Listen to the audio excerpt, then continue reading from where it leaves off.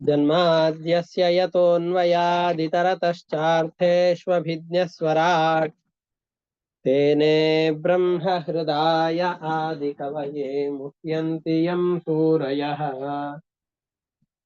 तेजो वारिमृदां यथा विनिमयो यत्र त्रिसर्गो मृषा धाम्ना स्वेन सदा निरस्तकुहकं सत्यं परं धीमहि निगमकल्पतरोर्गलितं फलं शुकमुखादमृतद्रवसंयुतं पिबत भागवतं रसमालयं मुहुरहो रसिकाः भुवि भावुकाः दारिद्र्यदुःखज्वरदाहितानां मायापिशाची परिमर्दितानां संसार सिन्धौ परिपातितानां क्षेमाय वै भागवतं प्रगर्जति साङ्केत्यं पारिहास्यं वा स्तोभं हेलनमेव वा वैकुण्ठनामग्रहणम् अशेषाघहरं विदुः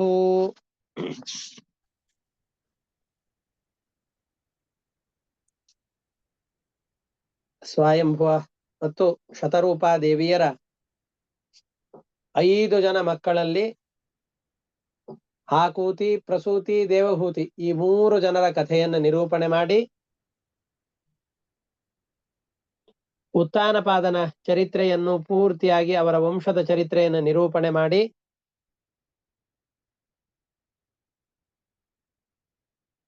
ಪ್ರಿಯವ್ರತ ರಾಜನ ಚರಿತ್ರೆಯನ್ನ 5ನೇ ಸ್ಕಂದದಲ್ಲಿ ನಿರೂಪಣೆ ಮಾಡ್ತಾ ಬರ್ತಾ ಇದ್ದಾರೆ. ಪ್ರಿಯವ್ರತ ರಾಜ ಸ್ವಯಂಭುವ ಮನುವಿನ ಮಗ.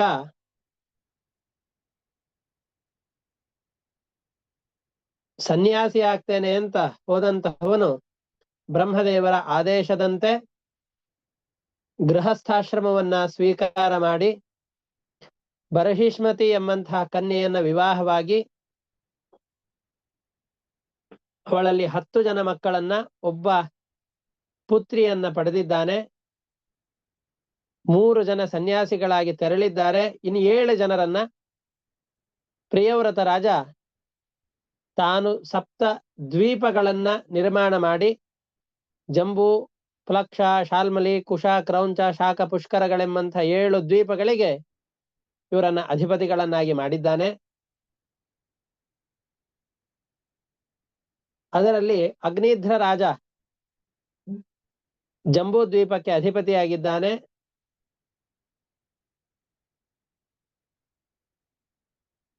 ಅಗ್ನಿಧ್ರ ರಾಜನಿಗೆ ನಾಭಿ ಮುಂತಾದಂತಹ 9 ಜನ ಮಕ್ಕಳಾಗಿದ್ದಾರೆ. ಆ 9 ಜನರಲ್ಲಿ ಮತ್ತೆ ನಾಭಿರಾಜನನ್ನ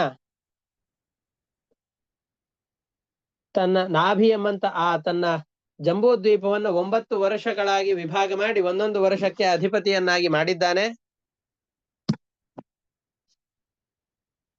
ಅದರಲ್ಲಿಯೂ ನಾಭಿ ಯಾವ ವರ್ಷದಲ್ಲಿ ಇದ್ದಾನೋ ಅವನು ತನ್ನ ಹೆಂಡತಿಯಾದಂತಹ ಮೇರುದೇವಿಯಲ್ಲಿ ಸಂತಾನವಾಗಲಿಲ್ಲ ಎಂಬಂತಹ ಕಾರಣದಿಂದಾಗಿ ಋಷಿ ಮುನಿಗಳ ಮುಖಾಂತರವಾಗಿ ತಪಸ್ಸನ್ನ, ಯಜ್ಞ ಯಾಗಾದಿಗಳನ್ನ ಮಾಡಿ ಪರಮಾತ್ಮನನ್ನ ಒಲಿಸಿಕೊಂಡು ಪರಮಾತ್ಮನೇ ಇವನ ಮಗನಾಗಿ ಬರುವಂತೆ ಪ್ರಾರ್ಥಿಸಿಕೊಂಡಾಗ ಋಷಭರೂಪಿಯಾದಂತಹ ಪರಮಾತ್ಮ ಅವತಾರ ಮಾಡಿದ್ದಾನೆ. ಇಂದ್ರದೇವರು ಮಳೆಯನ್ನ ಸುರಿಸದೇ ಇದ್ದಾಗ ತನ್ನ ಪ್ರಭಾವದಿಂದಾಗಿ ಮಳೆಯನ್ನ ಸುರಿಸಿ ಜಗತ್ತನ್ನ, ತನ್ನ ಆಡಳಿತಕ್ಕೆ ಒಳಪಟ್ಟಂತಹ ಎಲ್ಲ ಸಾಮ್ರಾಜ್ಯವನ್ನು ಯಾವುದೇ ವಿಧವಾದ ಅನಾಹುತಗಳಿಗೆ ಕಾರಣವಾಗದಂತೆ, ಬರಗಾಲಗಳಿಗೆ ಅವಕಾಶವಿಲ್ಲದಂತೆ ಸಮೃದ್ಧವಾಗಿ ಆ ಕ್ಷೇತ್ರವನ್ನು ನೋಡಿಕೊಂಡಿದ್ದಾನೆ. ಅವನಿಗೆ ಜಯಂತಿ ಎಂಬಂತಹ ಕನ್ಯೆಯ ಜೊತೆಯಲ್ಲಿ, ಇಂದ್ರದೇವರ ಮಗಳಾದಂತಹ ಜಯಂತಿಯ ಜೊತೆಯಲ್ಲಿ ವಿವಾಹವಾಗತ್ತೆ. 100 ಜನ ಮಕ್ಕಳನ್ನ ಪಡೆದಿದ್ದಾನೆ. ಆ 100 ಜನ ಮಕ್ಕಳಲ್ಲಿ ಹಿರಿಯನಾದವನು ಭರತ ಶ್ರೇಷ್ಠನಾಗಿದ್ದಾನೆ. ಅಂತಹ ಭರತನ ನಂತರದಲ್ಲಿ 9 ಜನ ಉಳಿದ ಮಕ್ಕಳಿದ್ದಾರೆ, ಅವರ ಹೆಸರನ್ನು ನಿರೂಪಣೆ ಮಾಡಿದ್ದಾರೆ. ಅವರು ಇವನ ನಂತರದಲ್ಲಿ ಬರ್ತಾರೆ. ಇನ್ನು 9 ಜನ ಇದ್ದಾರೆ. ಕವಿರ ಹರಿರಂತರಿಕ್ಷ ಪ್ರಬುದ್ಧ ಪಿತ್ಪಲಾಯನ ಆವಿರ್ಹೋತ್ರೋತ ದ್ರುಮಿಲಃ ಚಮಸಃ ಕರಭಾಜನಃ ಎಂಬುದಾಗಿ ಹೇಳಿ 9 ಜನರ ಕಥೆಯನ್ನ ಜಾಯಂತೇಯೋಪಾಖ್ಯಾನದಲ್ಲಿ ಮುಂದೆ ಕೃಷ್ಣ ಮತ್ತು ನಾರದರ ಸಂವಾದ ರೂಪವಾಗಿ ಇವರ ಕಥೆಯನ್ನು ತಿಳಿಸ್ತೇವೆ ಅಂತ ಹೇಳಿದ್ದಾರೆ. ಉಳಿದ 81 ಜನ ತನ್ನ ತಂದೆ ಏನ್ ಆದೇಶ ಕೊಡ್ತಾನ ಆ ಆದೇಶವನ್ನ ಚಾಚೂ ತಪ್ಪದೇನೆ ಪಾಲಿಸುವಂಥವರು ಇಂತಹ ಋಷಭರೂಪಿಯಾದಂತಹ ಪರಮಾತ್ಮ ಬ್ರಹ್ಮಚರ್ಯ ಧರ್ಮ, ಈ ಸನ್ಯಾಸ ಧರ್ಮವನ್ನು ಜಗತ್ತಿಗೆ ಹೇಗೆ ಪಾಲಿಸಿ ತೋರಿಸಬೇಕೋ ಆ ರೀತಿಯಾಗಿ ಸನ್ಯಾಸ ಧರ್ಮವನ್ನು ಪಾಲಿಸುವ ಉದ್ದೇಶದಿಂದ ಈ ರೂಪವನ್ನ ಧರಿಸಿದ್ದಾನೆ. ಮೊದಲಿಗೆ ಗೃಹಸ್ಥಾಶ್ರಮದಲ್ಲಿ ಚೆನ್ನಾಗಿ ಭೋಗವನ್ನು ಮಾಡ್ತಾ ಇದ್ದಾನೆ. ಮಾಡ್ತಾ ವಸ್ತುತಃ ಎಲ್ಲ ಧರ್ಮಗಳನ್ನ ಪರಮಾತ್ಮನೇ ಆದ ಕಾರಣದಿಂದ ತಾನು ತಿಳಿದಿದ್ದಾನೆ. ಆದರೆ ನನಗೆ ಎಲ್ಲ ಗೊತ್ತಿದೆ ಅಂತ ಲೋಕದ ಜನರು ರಾಜನಾದಂತಹ ಋಷಭನೇ ಯಾರನ್ನು ಕೇಳಿ ಹೇಳಿ ಕೆಲಸ ಮಾಡ್ತಾ ಇರ್ಲಿಲ್ಲ, ನಾವ್ಯಾಕೆ ಇನ್ನೊಬ್ಬರನ್ನ ಕೇಳಬೇಕು ಅಂತ ಲೋಕದ ಜನರೆಲ್ಲ ಅದೇ ಹಾದಿಯನ್ನು ತುಳಿಬಾರದು. ಯಾಕೆ ಅಂತಂದ್ರೆ ಯಚ್ಛೀರ್ಷಣ್ಯಾಚರಿತಂ ತದನುವರ್ತತೆ ಲೋಕಃ. ಯಾವುದು ಲೋಕದಲ್ಲಿ ಪ್ರಸಿದ್ಧರಾದಂತಹ ಜನರ ಆಚರಣೆಗೆ ವಿಷಯವಾಗಿರುತ್ತೋ, ಯಾವುದನ್ನು ದೊಡ್ಡ ದೊಡ್ಡ ಜನರು ತಮ್ಮ ಜೀವನದಲ್ಲಿ ಆಚರಣೆ ಮಾಡ್ತಾ ಇರ್ತಾರೋ, ಕೆಳಗಡೆ ಇರೋರೆಲ್ಲರೂ ಕೂಡ ಅವರಿಂದ ಇನ್ಸ್ಪೈರ್ ಆಗಿ ಅವರ ಪ್ರಭಾವಕ್ಕೊಳಗಾಗಿ ಅವರೇ ತಮಗೆ ಆದರ್ಶ ಅಂತ ಅಂದುಕೊಂಡು ಅವರಂತಹ ಜೀವನವನ್ನು ನಡೆಸ್ತಾ ಹೋಗ್ತಾ ಇರ್ತಾರೆ. ಹಾಗಾಗಿ ಋಷಭರೂಪಿಯಾದಂತಹ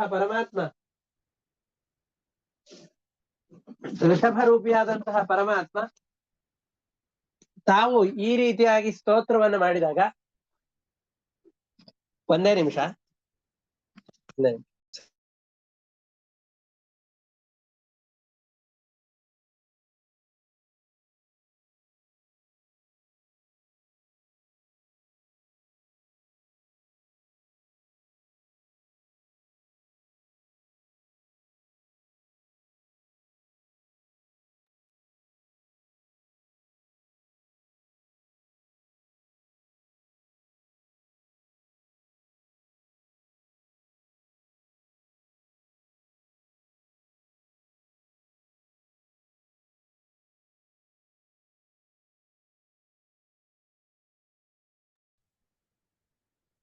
ಯಚ್ಛೀರ್ಷಣ್ಯಾಚರಿತಂ ತದನುವರ್ತತೆ ಲೋಕಃ.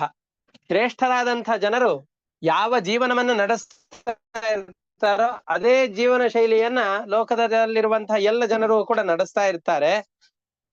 ಹಾಗಾಗಿ ಇಲ್ಲಿ ಎಲ್ಲ ಜನರು ಕೂಡ ಋಷಭರೂಪಿಯಾದಂತಹ ಪರಮಾತ್ಮನನ್ನ ಆದರ್ಶವನ್ನಾಗಿ ಇಟ್ಟುಕೊಂಡಿರ್ತಾರೆ. ಅವನು ಹೇಗೆ ಜೀವನವನ್ನು ನಡೆಸ್ತಾನೋ ಅದರಂತೆ ನಡೆಸ್ತಾರೆ. ಒಂದು ವೇಳೆ ಇವನು ಯಾರನ್ನೇನ್ ಕೇಳಬೇಕು, ನನಗೆಲ್ಲಾ ಗೊತ್ತಿದೆ ಅಂತ ಅಂದುಕೊಂಡು, ವಸ್ತುತಃ ಅವನಿಗೆಲ್ಲ ಗೊತ್ತಿದೆ ಅನ್ನುವ ಕಾರಣದಿಂದಾಗಿ ಯಾರನ್ನು ಕೇಳದೇನೆ ಕರ್ಮಗಳನ್ನ ಮಾಡ್ತಾನೆ ಅಂತ ಆದ ಪಕ್ಷದಲ್ಲಿ ಎಲ್ಲ ರಾಜರು ಕೂಡ ಅದೇ ರೀತಿಯಾಗಿ ಮಾಡಿಯಾರು ಎಂಬ ಉದ್ದೇಶದಿಂದಾಗಿ ಅವನು ಎಲ್ಲ ಹಿರಿಯರನ್ನ ಬ್ರಾಹ್ಮಣರನ್ನ ಕೇಳಿ ಸಾಮ ದಾನ ಭೇದ ದಂಡ ಉಪಾಯಗಳ ಮುಖಾಂತರವಾಗಿ ಜನತೆಗೆ ಅವರಿಗೆ ಯೋಗ್ಯವಾದಂತಹ ಎಲ್ಲವನ್ನೂ ಕೂಡ ತಲುಪಿಸಿ ಕೊಡ್ತಾ ಇದ್ದ. 100 ಅಶ್ವಮೇಧ ಯಾಗಗಳನ್ನ ಮಾಡ್ತಾ ಇದ್ದಾನೆ. ವಿಶೇಷ ಏನು ಅಂತಂದ್ರೆ, ಅಶ್ವಮೇಧ ಯಾಗಗಳನ್ನ ಮಾಡುವಂತಹದ್ದು ಭಗವಂತನ ಪ್ರೀತಿಯ ಉದ್ದೇಶದಿಂದ ಕ್ಷತ್ರಿಯರೆಲ್ಲರೂ ಕೂಡ ಮಾಡ್ತಾರೆ. ಆದರೆ ಪರಮಾತ್ಮ ಯಾರನ್ನು ಉದ್ದೇಶಿಸಿಕೊಂಡು ಈ ಕರ್ಮಗಳನ್ನು ಮಾಡಬೇಕು? ಅವನಿಗೆ ಉದ್ದೇಶ ತಾನೇ, ತನ್ನನ್ನು ಉದ್ದೇಶಿಸಿಕೊಂಡು ತಾನೇ ಎಲ್ಲ ಯಜ್ಞ ಯಾಗಾದಿಗಳನ್ನ ಮಾಡ್ತಾ ಇದ್ದಾನೆ. ಯಾಕೆ ಅಂತಂದ್ರೆ ಅವನು ಬೇರೆ ಯಾರನ್ನ ಕುರಿತು ಯಜ್ಞ ಯಾಗಾದಿಗಳನ್ನ ಮಾಡಬೇಕು? ಎಲ್ಲರಿಗೂ ನಿಯಾಮಕನಾದವನು ತಾನೆ. ಅಯ್ಯೋ ನನ್ನನ್ನು ನಾನು ಏನ್ ಪೂಜೆ ಮಾಡ್ಕೊಳ್ಳೋದು ಅಂತ ಬಿಟ್ಬಿಟ್ರು ಅಂತಂದ್ ಹೇಳಿದ್ರೆ, ಇವನೇ ಮಾಡಿಲ್ಲ ಮತ್ತೆ ನಾವೇನ್ ಮಾಡೋದು ಅಂತ ಬಿಟ್ಬಿಡ್ತಾರೆ. ಮಾಡುವವರಾದರೂ ಬಿಡ್ಲಿಕ್ಕೆ ಬೇಕಾದಷ್ಟು ಕಾರಣಗಳಿರತ್ತೆ. ಇವ್ರು ಮಾಡಿದ್ದಾರೆ ಅಂತ ಅಂದುಕೊಂಡು ಮಾಡ್ಲೇಬೇಕು ಅಂತಿಲ್ಲ. ಆದ್ರೆ ಬಿಡ್ಲಿಕ್ಕೆ ಇವ್ರು ಮಾಡ್ತಾ ಇಲ್ಲ, ಹಾಗಾಗಿ ನಾವು ಬಿಟ್ಬಿಡೋಣ ಅನ್ನುವಂತಹ ಅವಕಾಶಗಳು ಬಹಳ ಇರತ್ತೆ. ಅದಕ್ಕೆ ಲೋಕದಲ್ಲಿ ಹಿರಿಯರಾದಂಥವ್ರು ಯಾರು ಇರ್ತಾರೋ ಅವ್ರು ಬಹಳ ಜಾಗರೂಕರಾಗಿರ್ತಾರೆ. ಸ್ವಲ್ಪ ತಪ್ಪುಗಳಾಯ್ತು ಅಂತಂದ್ರೂ ಕೂಡ ಅದು ದೊಡ್ಡದಾಗಿ ಕಾಣಿಸುತ್ತೆ. ಲೋಕದಲ್ಲಿರುವ ಜನರು ನಿರಂತರವಾಗಿ ಅವರನ್ನ ಗಮನಿಸ್ತಾ ಇರ್ತಾರೆ. ಯಜ್ಞ ಯಾಗಾದಿಗಳನ್ನ ತನ್ನ ಉದ್ದೇಶದಿಂದಲೇ ಮಾಡಿಕೊಳ್ತಾ ಇದ್ದಾನೆ. ಯಜ್ಞ ಯಾಗಾದಿಗಳನ್ನು ಮಾಡಬೇಕಾದ್ರೆ ಇರಬೇಕಾದಂತಹ ಶುದ್ಧಿ 3 ಒಟ್ಟು. ದ್ರವ್ಯ ಶುದ್ಧಿ ಇರಬೇಕು ಅಂತಂದ್ರೆ ಯಾವ ದ್ರವ್ಯಗಳನ್ನ ಯಜ್ಞ ಯಾಗಾದಿಗಳಲ್ಲಿ ಅರ್ಪಣೆ ಮಾಡಬೇಕು ಅಂತ ಹೇಳಿದ್ದಾರೋ ದ್ರವ್ಯಗಳನ್ನೇ ಆಹುತಿಯನ್ನಾಗಿ ಕೊಡಬೇಕು. ದೇಶ ಕಾಲಗಳು, ಸರಿಯಾದ ದೇಶದಲ್ಲಿ ಸರಿಯಾದ ಕಾಲದಲ್ಲಿ ದೇವತೆಗಳ ಆರಾಧನೆಯನ್ನು ಮಾಡಬೇಕು. ಅದೇ ರೀತಿಯಾಗಿ ಆರಾಧನೆಯನ್ನು ಮಾಡಬೇಕು. ಆ ರೀತಿಯಾಗಿ ಆರಾಧನೆಯನ್ನು ಮಾಡ್ದ.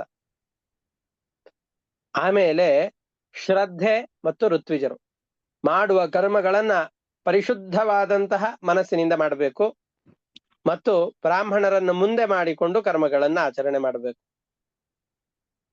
ವೇದಗಳನ್ನ ಅಧ್ಯಯನ ಮಾಡಿದಂತಹ ವೇದಾರ್ಥವನ್ನ ಬಲ್ಲಂತಹ ಜ್ಞಾನಿಗಳು ಅಂತ ಯಾರಿದ್ದಾರೋ ಅವರನ್ನ ಕರೆಸಿ ಆ ಯಜ್ಞ ಯಾಗಾದಿಗಳನ್ನ ಮಾಡಬೇಕು. ಅದರ ಜೊತೆಯಲ್ಲಿ ವಯಸ್ಸಿನಲ್ಲಿ ಮಾಡಬೇಕು.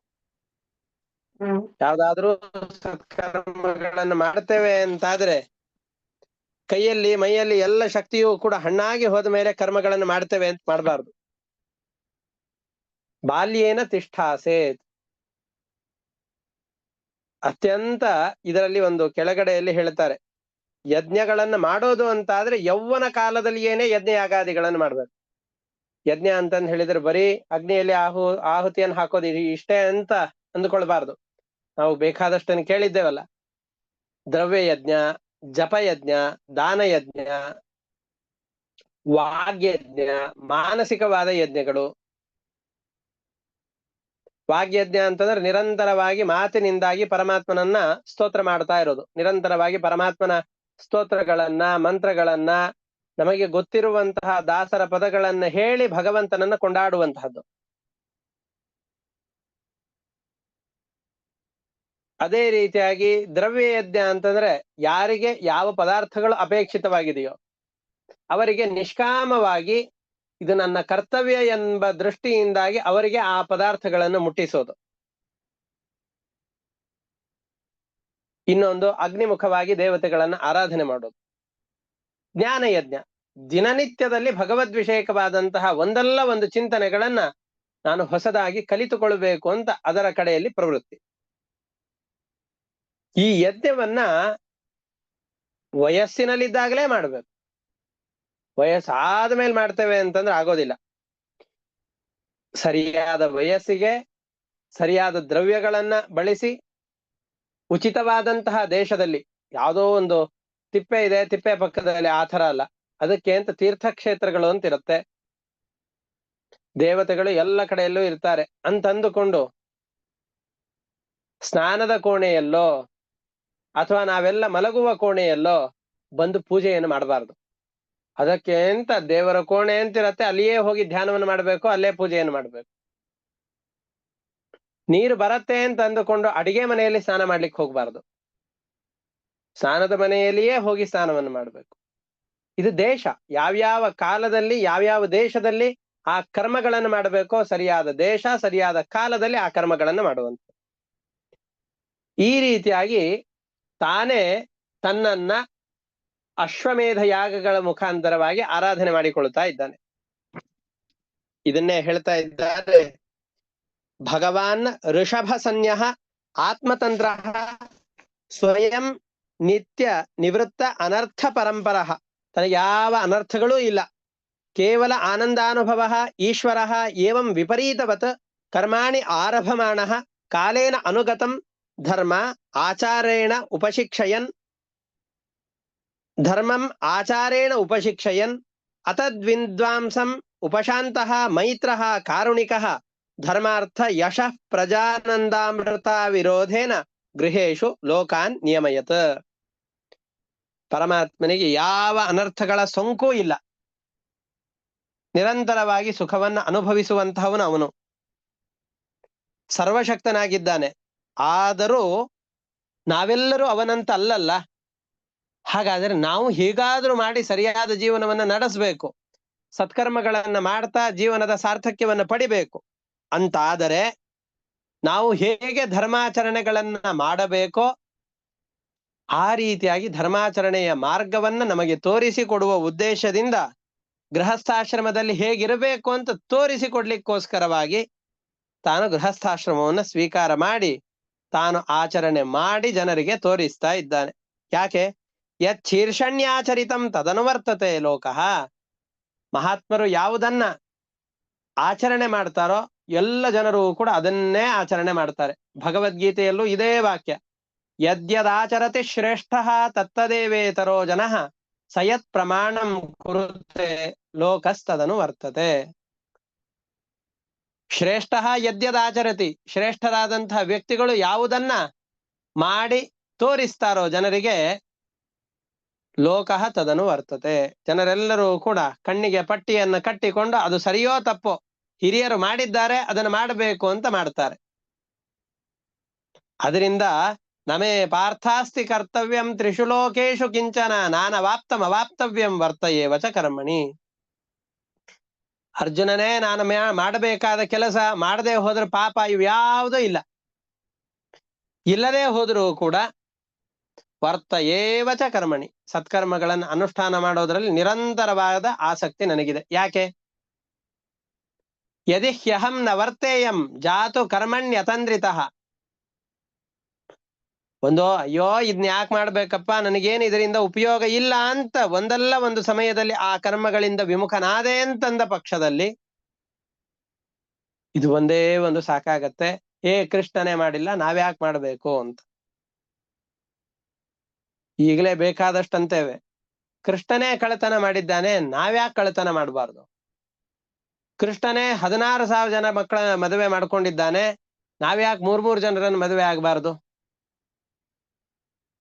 ಕೃಷ್ಣನೇ ಸುಳ್ಳನ್ನು ಹೇಳಿಸಿದ್ದಾನೆ ಧರ್ಮರಾಜನ ಕಡೆಯಿಂದ ನಾವ್ಯಾಕೆ ಸುಳ್ಳು ಹೇಳಬಾರದು ಅಂತ ಆ ಪ್ರಸಂಗಗಳ ಅರಿವಿಲ್ಲದೇನೆ, ಕೃಷ್ಣನ ಮಹತ್ವವನ್ನು ತಿಳಿದುಕೊಳ್ಳದೇನೆ ನಮಗೆ ಬೇಕಾದ ವಿಷಯದಲ್ಲಿ ಕೃಷ್ಣ ಹೀಗೆ ಮಾಡಿದ್ದಾನೆ ಹಾಗೆ ನಾನು ಮಾಡ್ತೇನೆ ಅಂತ ಹೇಳುವವರು ಬಹಳವಾಗಿದ್ದಾಗ ಎಲ್ಲ ಕೆಲಸಗಳನ್ನ ಕೃಷ್ಣ ಬಿಟ್ಟು ಅವನು ಬೆಳಿಗ್ಗೆ 8 ಗಂಟೆಗೆ ಎದ್ದು ಬೆಡ್ ಕಾಫಿ ಕುಡಿದ್ಬಿಟ್ಟು ಪೇಪರ್ ಓದ್ತಾ ಕೂತ್ಬಿಟ್ಟ ಅಂತಾದ್ರೆ ನಾವಂತರೂ ಅಲ್ಲಿಗೆ ಮುಗಿದು ಹೋಯ್ತು ನಮ್ ಕಥೆ. ಹಾಗಾಗಿ ಪರಮಾತ್ಮ ಏನ್ ಮಾಡ್ತಾನೆ ಅಂತಂದ್ರೆ, ತನಗೆ ಯಾವುದರಿಂದ ಅಪೇಕ್ಷೆ ಇಲ್ಲದೆ ಇದ್ದರೂ ಲೋಕದ ಜನರಿಗೆ ಶಿಕ್ಷಣವನ್ನು ಕೊಡುವ ಉದ್ದೇಶದಿಂದ ತಾನು ಲೋಕದ ಜನರಂತೆ ವರ್ತನೆ ಮಾಡಿ ತೋರಿಸ್ತಾನೆ. ಹಾಗೆ ಋಷಭರೂಪಿಯಾದಂತಹ ಪರಮಾತ್ಮನು ಗೃಹಸ್ಥಾಶ್ರಮವನ್ನು ಹೇಗೆ ನಡೆಸಬೇಕು ಅನ್ನೋದನ್ನ ತಿಳಿಸಿ ಕೊಡುವ ಉದ್ದೇಶದಿಂದಾಗಿ ಎಲ್ಲವನ್ನ ತಾನು ತಿಳಿದಿದ್ರು ಬ್ರಾಹ್ಮಣರ ಮುಖಾಂತರವಾಗಿ ಕೇಳಿ ತಿಳಿಯಬೇಕು ಎಂಬುದನ್ನ ಜನರಿಗೆ ತಿಳಿಸಿಕೊಡುವ ಉದ್ದೇಶದಿಂದ ತಾನು ಕೇಳಿ ಸಾಮ ದಾನ ಭೇದ ದಂಡಗಳು ಅಂತ ಯಾವ್ಯಾವ ಉಪಾಯಗಳಿವೆಯೋ ಆ ಉಪಾಯಗಳ ಮುಖಾಂತರವಾಗಿ ರಾಜ್ಯದ ಜನರನ್ನ ಪ್ರೇರಣೆ ಮಾಡ್ತಾ ಇದ್ದಾನೆ. ಯದಪಿ ಸ್ವವಿದಿತಂ ಸಕಲಂ ಧರ್ಮಂ ಬ್ರಾಹ್ಮಂ ಗುಹ್ಯಂ ಬ್ರಾಹ್ಮಣೈಃ ದರ್ಶಿತ ಮಾರ್ಗೇಣ ಸಾಮಾದಿಭಿಃ ಉಪಾಯೈಃ ಜನತಾಂ ಅನುಶಾಸ. ಯದಪಿ ಸ್ವವಿದಿತಂ, ವಾಸ್ತವಿಕವಾಗಿ ಅವನು ಏನು ತಿಳಿಬೇಕು ಅಂತ ಅಂದುಕೊಂಡಿದ್ದಾನೋ ಎಲ್ಲವನ್ನು ತಾನು ತಿಳಿದು ಬಿಟ್ಟಿದ್ದಾನೆ. ಆದರೂ ಬ್ರಾಹ್ಮಂ ಗುಹ್ಯಂ ಬ್ರಾಹ್ಮಣೈಃ ದರ್ಶಿತ ಮಾರ್ಗೇಣ, ತಾನು ಮಾತ್ರ ಎಲ್ಲವನ್ನು ತಿಳಿದಿದ್ದಾನೆ, ಆದರೂ ಈ ಎಲ್ಲ ಕೆಲಸಗಳನ್ನ ಬ್ರಾಹ್ಮಣರ ಮುಖಾಂತರವಾಗಿ ತಿಳಿದುಕೊಂಡು ಕರ್ಮಗಳ ಅನುಷ್ಠಾನ ಮಾಡಬೇಕು ಅನ್ನೋದನ್ನ ತಿಳಿಸ್ಲಿಕ್ಕೆ ಅವರಿಂದ ಕೇಳಿ ಮಂತ್ರಾಲೋಚನೆಯನ್ನು ಮಾಡಿ ಕರ್ಮಗಳನ್ನ ಆಚರಣೆ ಮಾಡ್ತಾ ಇದ್ದಾನೆ, ಲೋಕದ ಜನರಿಗೆ ಶಿಕ್ಷಣೆಯನ್ನು ಕೊಡ್ತಾ ಇದ್ದಾನೆ. ದ್ರವ್ಯ ದೇಶ ಕಾಲ ವಯಃ ಶ್ರದ್ಧಾ ಋತ್ವಿಕ್ ವಿವಿಧೋದ್ದೇಶೋಪಚಿತೈಃ ಸರ್ವೈರಪಿ ಕ್ರತುಭಿಃ ಯಥೋಪದೇಶಂ ಶತಕೃತ್ವ ಯಾಜ. ಯಾವ ದ್ರವ್ಯಗಳನ್ನು ಬಳಸಿ ಯಜ್ಞ ಯಾಗಾದಿಗಳನ್ನು ಮಾಡಬೇಕು, ಯಾವ ದೇಶದಲ್ಲಿ, ಯಾವ ಕಾಲದಲ್ಲಿ, ಯಾವ ವಯಸ್ಸಿನಲ್ಲಿ, ಶ್ರದ್ಧೆಯಿಂದ ಹೇಗೆ ಮಾಡಬೇಕು, ಋತ್ವಿಜರಿಂದ ಸಹಿತವಾಗಿ ನಾನಾ ಉದ್ದೇಶಗಳನ್ನು ಇಟ್ಟುಕೊಂಡು ನೂರಾರು ಯಾಗಗಳನ್ನ ಇವನು ನಡೆಸ್ತಾ ಇದ್ದಾನೆ. ಶತಕೃತ್ವ ಅಂತ ಕರೆಸಿಕೊಳ್ತಾ ಇದ್ದಾನೆ. ತನ್ನನ್ನು ತಾನೇ ಹೋಮಿಸಿಕೊಳ್ತಾ ಇದ್ದಾನೆ. ತನ್ನ ಉದ್ದೇಶದಿಂದ ಕರ್ಮಗಳನ್ನ ಆಚರಣೆ ಮಾಡ್ತಾ ಇದ್ದಾನೆ. ಇವನ ಲೋಕದಲ್ಲಿರುವ ಜನರೆಲ್ಲ ಹೇಗಿದ್ರು? ರಾಜ ಎಲ್ಲ ಯಜ್ಞ ಯಾಗಾದಿಗಳನ್ನ ಮಾಡ್ಲಿಕ್ಕೆ ಹೋಗ್ತಾ ಇದ್ದಾನೆ. ದೊಡ್ಡ ದೊಡ್ಡ ಕೆಲಸಗಳನ್ನು ಮಾಡಬೇಕು ಅಂದ್ರೆ ಪ್ರಜೆಗಳ ಬಳಿಯಲ್ಲಿ ಟ್ಯಾಕ್ಸ್ ಅನ್ನ 50% ಹಾಕಿ ಎಳೆದು ಪ್ರಜೆಗಳಿಗೆ ಹಿಂಸೆಯನ್ನು ಕೊಟ್ಟು ಯಜ್ಞ ಯಾಗಾದಿಗಳೆಲ್ಲವನ್ನ ಮಾಡಿ ಪ್ರಜೆಗಳಿಗೆ ಹಿಂಸಿಸ್ತಾ ಇದ್ದಾನೋ? ಹಾಗಲ್ಲ. ಆ ಋಷಭರೂಪಿಯಾದಂತಹ ಪರಮಾತ್ಮ ಆ ರಾಜ್ಯವನ್ನ ಆಳುವ ಸಂದರ್ಭದಲ್ಲಿ ಯಾರ ಮನೆಗೆ ಹೋಗಿ ಕೇಳಿದ್ರು ನಿಮ್ಗೇನಾದ್ರೂ ಬೇಕೇನಯ್ಯ ಅಂತ ಕೇಳಿದ್ರೆ ನಿನ್ನಿಂದ ನನಗೇನು ಬೇಕಾಗಿಲ್ಲ ಅಂತಂತ ಇದ್ರು. ತನ್ನಲ್ಲಿ ನಮ್ಮೆಲ್ಲರ ಸಹಜ ಗುಣ ಏನು ಅಂತಂದ್ರೆ ನಮ್ಮಲ್ಲಿ ಏನಿಲ್ವೋ, ಯಾರ ಬಳಿಯಲ್ಲಿ ಆ ವಸ್ತುಗಳಿದೆಯೋ ಅವನಿಂದ ಅದನ್ನ ಪಡೀಲಿಕ್ಕೆ ಅಂತ ನಾವು ಹಾತೊರಿತಾ ಇರ್ತೇವೆ. ಋಷಭರೂಪಿಯಾದಂತಹ ಪರಮಾತ್ಮ ಯಾವುದನ್ನೋ ತನ್ನ ಪ್ರಜೆಗಳು ಇನ್ನೊಬ್ಬರಿಂದ ಬೇಡಿ ಪಡೆಯುವಂತಹ ಪರಿಸ್ಥಿತಿಯನ್ನೇ ಇಟ್ಟಿದ್ದಿಲ್ಲ. ಏನು ಬೇಕೋ ಪ್ರಜೆಗಳು ಅದೆಲ್ಲವನ್ನ ತಾನೇ ಹಸುವು ಕರುವಿಗೆ ಕೊಡುವಂತೆ ಪೂರ್ತಿಯಾಗಿ ಪ್ರೀತಿಯಿಂದ ಪ್ರಜೆಗಳಿಗೆ ಬೇಕಾದ ಎಲ್ಲ ಅಭೀಷ್ಟಗಳನ್ನು ಕೊಡ್ತಾ ಇದ್ದಾನೆ. ಇನ್ನೊಬ್ರು ಯಾರ ಬಳಿಯಲ್ಲೂ ಕೂಡ ಕೈ ಎತ್ತಿ ದೇಹಿ ಅಂತ ಬೇಡಿದ್ದೇ ಇರ್ಲಿಲ್ಲ ಅವನ ರಾಜ್ಯಭಾರದ ಸಂದರ್ಭದಲ್ಲಿ. ಆದರೂ ಪ್ರಜೆಗಳಿಗೆ ಒಂದು ಬಯಕೆ ಇತ್ತು, ಮತ್ತಷ್ಟು ಋಷಭರೂಪಿಯಾದಂತಹ ಪರಮಾತ್ಮನಲ್ಲಿ ನಮಗೆ ಭಕ್ತಿ ಹೆಚ್ಚಲಿ. ಈ ಭಕ್ತಿ ಒಂದನ್ನು ಹೊರತುಪಡಿಸಿ ಆ ಪ್ರಜೆಗಳು ಬೇಡುವಂತಹ ಮತ್ತೊಂದು ಪದಾರ್ಥಗಳನ್ನ ಪರಮಾತ್ಮ ಉಳಿಸೇ ಇರಲಿಲ್ಲ. ಭಗವತಾ ಋಷಭೇಣ ಪರಿರಕ್ಷ್ಯಮಾಣೆ ಏತಸ್ಮಿನ್ ವರ್ಷೆ ನ ಕಶ್ಚನ ಪುರುಷಃ ವಾಂಛತಿ ಅವಿದ್ಯಮಾನಂ ಇವ ಆತ್ಮನಃ ಅನ್ಯಸ್ಮಾತ್. ಪರಮಾತ್ಮನಾದ ಋಷಭರೂಪಿಯಾದಂತಹವನಿಂದ ಪರಮಾತ್ಮನಿಂದ ರಕ್ಷಿತವಾದಂತಹ ಈ ವರ್ಷದಲ್ಲಿ, ಆಂಜನಾಭ ವರ್ಷ, ಅಂಜನ ಬಣ್ಣ ಇವನಿಗಿತ್ತು, ಕಪ್ಪು ಬಣ್ಣದ ಋಷಭರೂಪಿಯಾದಂತಹ ಪರಮಾತ್ಮನಿಂದ ರಕ್ಷಿತವಾದಂತಹ ಈ ವರ್ಷಕ್ಕೆ ಆಂಜನಾಭ ವರ್ಷ ಅಂತ ಹೆಸರಿದೆ. ಈ ಆಂಜನಾಭ ವರ್ಷದಲ್ಲಿ ಬದುಕುವಂತಹ ಪ್ರತಿಯೊಬ್ಬ ಪ್ರಜೆಗಳು ಕೂಡ ಯಾರಾದ್ರೂ ಬಂದು ಏನಾದ್ರೂ ಕೊಡ್ಲಿ ಅಂತ ಕಾಯ್ತಾನೆ ಇರ್ಲಿಲ್ಲ. ನ ಕಶ್ಚನ ಪುರುಷಃ ವಾಂಛತಿ ಅವಿದ್ಯಮಾನವಿವ ಆತ್ಮನಃ ಅನ್ಯಸ್ಮಾತ್. ಯಾರಾದ್ರೂ ಬಂದು ಏನಾದ್ರೂ ನನಗೆ ಕೊಡ್ಲಿ ಅಂತ ಕಾಯ್ತಾ ಇದ್ದದ್ದು ಅಂತ ಇಲ್ವೇ ಇಲ್ಲ. ಕಥಂಜನ ಕಿಮಪಿ ಕರ್ಹಿಚಿದ ಅಪೇಕ್ಷತೆ ಭರ್ತರಿ ಅನುಸವನ ವಿಜೃಂಭಿತ ಸ್ನೇಹಾನಿತಿಶಯ ಮಂತರೇಣ. ಏನಾದ್ರೂ ಸ್ವಲ್ಪ ಅವರು ಅಪೇಕ್ಷೆ ಪಡ್ತಾ ಇದ್ದಾರೆ ಅಂತಂದ್ರೆ ಏನನ್ನ ಅಪೇಕ್ಷೆ ಪಡ್ತಾ ಇದ್ದಾರೆ?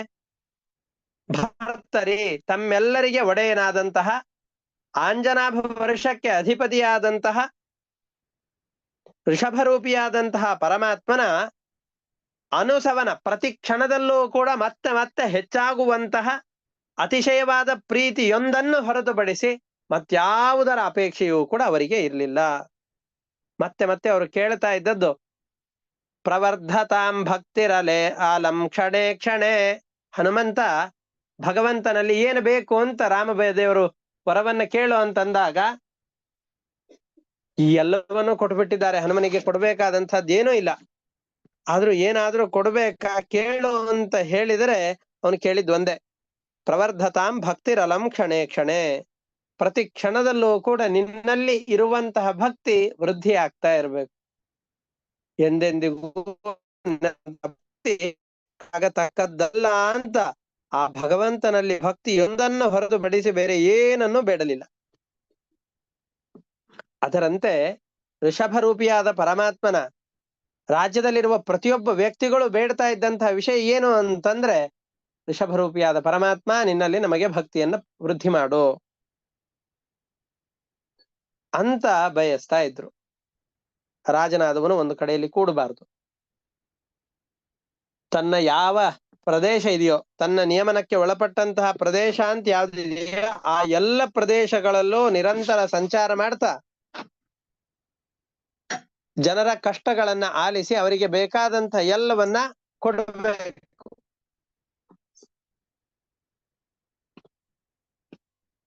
ಹೀಗೆ ಋಷಭರೂಪಿಯಾದಂತಹ ಪರಮಾತ್ಮ ಎಲ್ಲ ಕಡೆಯಲ್ಲಿ ಸಂಚಾರ ಮಾಡ್ತಾ ಬ್ರಹ್ಮಾವರ್ತ ಅಂತ ತನ್ನ ಅರಮನೆ ಇರುವಂತಹ ತನ್ನ ರಾಜಧಾನಿ ಅಂತ ಕರಿಬಹುದು ಆ ಬ್ರಹ್ಮಾವರ್ತಕ್ಕೆ ಬಂದು ಶ್ರೇಷ್ಠರಾದಂತಹ ಬ್ರಹ್ಮರ್ಷಿಗಳೆಲ್ಲರೂ ಕೂಡ ಕುಳಿತಿದ್ದಾರೆ. ಎಲ್ಲ ಪ್ರಜೆಗಳು ಅಲ್ಲಿ ಕೂತಿದ್ದಾರೆ. ಮುಖ್ಯವಾಗಿ ತಾನಿನ್ನು ಸನ್ಯಾಸಕ್ಕೆ ಹೊರಡಬೇಕು. ಆ ಸನ್ಯಾಸಕ್ಕೆ ಹೊರಡುವುದಕ್ಕಿಂತ ಮುಂಚೆ ತಾನು ಹೇಳಿದ್ದನ್ನ ಭಕ್ತಿಯಿಂದ ಕೇಳುವಂತಹ ತನ್ನ ಮಕ್ಕಳನ್ನು ಕುರಿತು ಉಪದೇಶ ಕೊಡ್ತಾ ಇದ್ದಾನೆ. ಭಕ್ತಿಯಿಂದಾಗಿ ಉಪದೇಶ ಕೊಟ್ಟು ಅವರಿಗೆ ಹೇಗಿರಬೇಕು, ಯಾಕೆಂದ್ರೆ ತಾನೀಗ ಹೊರಡ್ತಾ ಇದ್ದಾನೆ. 91 ಜನ ಮಕ್ಕಳು, 9 ಜನ ಸನ್ಯಾಸಿಗಳಾಗಿದ್ದಾರೆ ಬಿಟ್ರು 91 ಜನ ಮಕ್ಕಳಿದ್ದಾರೆ. ಭರತನಿಗೆ ಪಟ್ಟ ಕಟ್ಟುವವನಿದ್ದಾನೆ. ಇನ್ನುಳಿದು 90 ಜನ ನಮಗೆ ಯಾಕೆ ಕೊಡ್ಲಿಲ್ಲ ಅಂತ ಜಗಳ ಆಡ್ಲಿಕ್ಕೆ ಅಂತ ನಿಂತ್ರೆ, ಪರಸ್ಪರ ಇವರಲ್ಲಿ ವೈರ ಭಾವನೆ ಬಂದರೆ ಆ ರೀತಿಯಾಗಿ ಬರತಕ್ಕದ್ದಲ್ಲ. ಹಾಗಾಗಿ ಇವರಿಗೆ ಜೀವನದ ಮುಖ್ಯವಾದ ಗುರಿ ಏನು ಅಂತ ತಿಳಿಸಿಕೊಡ್ಬೇಕು. ಉಪದೇಶದ ಮುಖಾಂತರವಾಗಿ ಅದ್ಭುತವಾದ ಉಪದೇಶಗಳು. ಮುಂದಿನ ಅಧ್ಯಾಯ ಪೂರ್ತಿ ಅದೇ ಇದೆ. ಉಪದೇಶವನ್ನು ಕೊಡುತ್ತಾ ಹೇಗಿರಬೇಕು ಜೀವನದಲ್ಲಿ ಅಂತ ಹೇಳಿ ಜೀವನದ ಪರಮ ಪ್ರಯೋಜನ ಏನು ಅಂತ ನಿರೂಪಣೆ ಮಾಡ್ತಾ ಹೋಗ್ತಾನೆ. ಅಷ್ಟನ್ನು ಹೇಳಿ ಈ ಅಧ್ಯಾಯವನ್ನು ಮುಗಿಸ್ತಾ ಇದ್ದಾರೆ. ಸ ಕದಾಚಿದ್ ಅಟಮಾನಃ ಭಗವಾನ್ ಋಷಭಃ ಬ್ರಹ್ಮಾವರ್ತಂ ಗತಃ ಬ್ರಹ್ಮರ್ಷಿ ಪ್ರವರ ಸಭಾಯಾಂ ಪ್ರಜಾನಾಂ ನಿಶಾಮಯಂತೀನಾಂ ಆತ್ಮಜಾನ್ ಅವಹಿತಾತ್ಮನಃ ಪ್ರಶ್ರಯ ಪ್ರಣಯ ಭಯ ಸುಯಂತ್ರಿತಾನ್ ಅಪಿ ಉಪಶಿಕ್ಷಯನ್ ಇತಿ ಹೋವಾಚ. ನಿರಂತರವಾಗಿ ಸಂಚಾರ ಮಾಡ್ತಾ ಇದ್ದಂತಹ ಋಷಭರೂಪಿಯಾದ ಪರಮಾತ್ಮ ಬ್ರಹ್ಮಾವರ್ತಂ ಗತಃ, ಎಲ್ಲರೂ ವಾಸ ಮಾಡ್ತಾ ಇದ್ದ ರಾಜಧಾನಿ ಅಂತಿರುವ ಬ್ರಹ್ಮಾವರ್ತಕ್ಕೆ ತೆರಳಿ ಬ್ರಹ್ಮರ್ಷಿ ಪ್ರವರ ಸಭಾಯಾಮ್, ಎಲ್ಲ ಭಗವಂತನನ್ನ ಅಪರೋಕ್ಷತಃ ತಪಸ್ಸಿನಿಂದ ಒಲಿಸಿಕೊಂಡು ಕಂಡಂತಹ ಋಷಿಗಳ ಮಧ್ಯದಲ್ಲಿ ತನ್ನ ರಾಜ್ಯದ ಪ್ರಜೆಗಳೆಲ್ಲರೂ ಪರಮಾತ್ಮನ ಉಪದೇಶವನ್ನ ಕೇಳಬೇಕು ಅಂತ ಕುಳಿತ ಸಭೆಯಲ್ಲಿ ಆತ್ಮಜಾನ್ ಅವಹಿತಾತ್ಮನಃ, ತಾನು ಹೇಳುವ ವಿಷಯದಲ್ಲಿ ಶ್ರದ್ಧೆಯನ್ನಿಟ್ಟು ಕೇಳುವಂತಹ ಮಕ್ಕಳ ಎದುರುಗಡೆಯಲ್ಲಿ ವಿನಯ, ಪಿತೃಭಕ್ತಿ ಮತ್ತು ಭಯ, ಈ ಮೂರರಿಂದಲೂ ಕೂಡ ನಿಯಂತ್ರಿತರಾಗಿದ್ದಾರೆ. ವಿನಯ ಇರೋದ್ರಿಂದಾಗಿ ಪರಮಾತ್ಮನಲ್ಲಿ ಅವರಿಗೆ ಗೌರವ ಭಾವ ಇದೆ. ಅದೇ ರೀತಿಯಾಗಿ ಭಕ್ತಿ ಇದೆ, ಪಿತೃಭಕ್ತಿ ಇದೆ. ಅದರಿಂದಲೂ ಅವನು ಹೇಳಿದ ವಿಷಯಗಳಲ್ಲಿ ವಿನೀತರಾಗಿದ್ದಾರೆ. ಅದೇ ರೀತಿಯಾಗಿ ಭಯ ಇರೋದ್ರಿಂದಲೂ ಅವನು ಹೇಳಿದ ಕೆಲಸವನ್ನು ಮಾಡ್ತಾ ಇದ್ದಾರೆ. ಅಂತಹ ಮಕ್ಕಳನ್ನು ಕುರಿತು ಉಪಶಿಕ್ಷಯನ್, ಉಪದೇಶ ಕೊಡಬೇಕು. ರಾಜ್ಯದ ಜವಾಬ್ದಾರಿಯನ್ನು ಇನ್ನು ಮಕ್ಕಳಿಗೆ ಕೊಡುವವನಿದ್ದಾನೆ. ಹೇಗೆ ಪ್ರಜೆಗಳನ್ನು ನೋಡಿಕೊಳ್ಳಬೇಕು ಅನ್ನೋದನ್ನು ತಿಳಿಸಬೇಕಾಗಿದೆ. ತಿಳಿಸುವ ಉದ್ದೇಶದಿಂದ ಇತಿ ಹೋವಾಚ, ಮುಂದೆ ಹೇಳುವಂತೆ ಹೇಳ್ತಾ ಇದ್ದಾನೆ. ಇಷ್ಟಕ್ಕೆ 4ನೇ ಅಧ್ಯಾಯ ಮುಗಿಯತ್ತೆ. 5ನೇ ಅಧ್ಯಾಯದಲ್ಲಿ ಆ ಋಷಭರೂಪಿಯಾದ ಪರಮಾತ್ಮನ ಉಪದೇಶ ಇದೆ. ಋಷಭ ಉವಾಚ ನಾಯಂ ದೇಹೋ ದೇಹ ಭಾಜಾಂ ನೃಲೋಕೆ ಕಸ್ತತ್ ಕಾಮಾನರ್ಹತಿ ವಿಡ್ಭುಜಾಂಯೇ ತಪೋ ದಿವ್ಯಂ ಹ್ಯರ್ಹತ ಯೇನ ಸತ್ವಂ ಶುದ್ಧೇದ್ಯಸ್ಮಾತ್ ಬ್ರಹ್ಮ ಸುಖಂ ಹ್ಯನಂತಂ.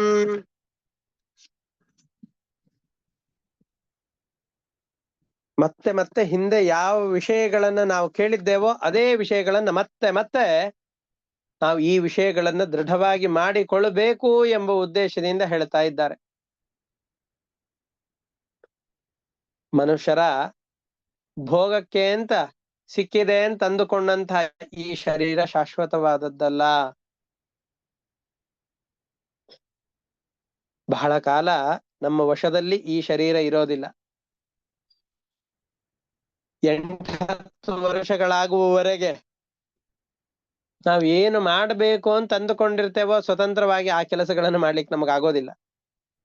ವಯಸ್ಸಾದ ಮೇಲೂ ಕೂಡ ಯಾವ ಇಂದ್ರಿಯಗಳು ನಾವು ಹೇಳಿದ ಕೆಲಸವನ್ನ ಮಾಡೋದಿಲ್ಲ. ಆದ್ದರಿಂದ ಅವುಗಳು ನಮ್ಮ ಹತೋಟಿಯಲ್ಲಿ ಇಲ್ಲ ಅಂತ ನಮಗೆ ಸ್ಪಷ್ಟವಾಗಿ ಗೊತ್ತಾಗತ್ತೆ. ದೇಹಾದಿಗಳೆಲ್ಲ ನಾವು ಹೇಳಿದ ಹಾಗೆ ಕೆಲಸ ಮಾಡ್ತಾ ಇಲ್ಲ ಅಂತ ಗೊತ್ತಾಗತ್ತೆ. ಮಧ್ಯದ ವಯಸ್ಸಿನಲ್ಲಿ ಈ ದೇಹದ ಮೇಲಿನ ನಿಯಾಮಕತ್ವದ ಅರಿಕೆಯಿಂದ, ಆ ರೀತಿಯಾದ ಜ್ಞಾನದಿಂದ ನಾವು ಏನು ಬೇಕಾದರೂ ಜಗತ್ತಿನಲ್ಲಿ ಸಾಧಿಸಬಲ್ಲೆವು ಅನ್ನುವಂತಹ ಭಾವನೆ ಮನಸ್ಸಿನಲ್ಲಿ ಮೂಡಿರತ್ತೆ. ಅಂತಹ ನಮ್ಮನ್ನು ಕುರಿತು ಹೇಳ್ತಾ ಇದ್ದಾರೆ. ನಾಯಂ ದೇಹೋ ದೇಹ ಭಾಜಾಂ ನೃಲೋಕೆ ಕಸ್ತತ್ ಕಾಮಾನ್ ಅರ್ಹತಿ ವಿಡ್ಭುಜಾಂಯೇ. ಈ ದೇಹ ನಮ್ಮ ವಶದಲ್ಲಿ ಬಹಳ ಕಾಲ ಇರೋದಿಲ್ಲ. ಇಂತಹ ದೇಹದ ಸುಖವನ್ನ ಸಂಪಾದನೆ ಮಾಡುವ ಉದ್ದೇಶದಿಂದ, ದೇಹಕ್ಕೆ ಅನುಕೂಲ ಮಾಡಬೇಕು ಅನ್ನುವ ಉದ್ದೇಶದಿಂದ ಯಾವ ಜ್ಞಾನಿಯೂ ಕೂಡ ಜೀವನವನ್ನ ನಡೆಸೋದಿಲ್ಲ.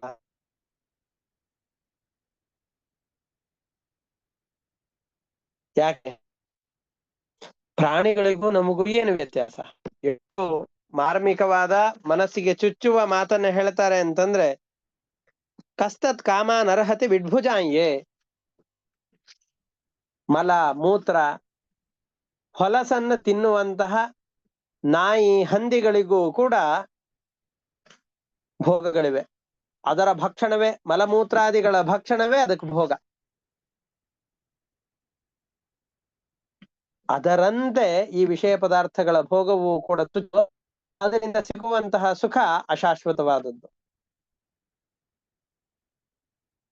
ಆದುದರಿಂದ ತಾತ್ಕಾಲಿಕವಾದ, ಕ್ಷಣಿಕವಾದ,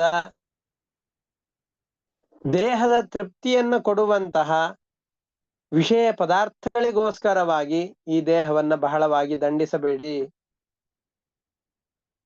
ದೇಹವನ್ನ ದಂಡಿಸಬಾರದು ಅಂತ ಹೇಳ್ತಾ ಇಲ್ಲ, ಫಲವನ್ನ ಬಯಸಬಾರದು ಅಂತ ಹೇಳ್ತಾ ಇಲ್ಲ. ದೊಡ್ಡ ಫಲಕ್ಕೋಸ್ಕರವಾಗಿ ಈ ದೇಹವನ್ನು ದಂಡನೆ ಮಾಡಿ.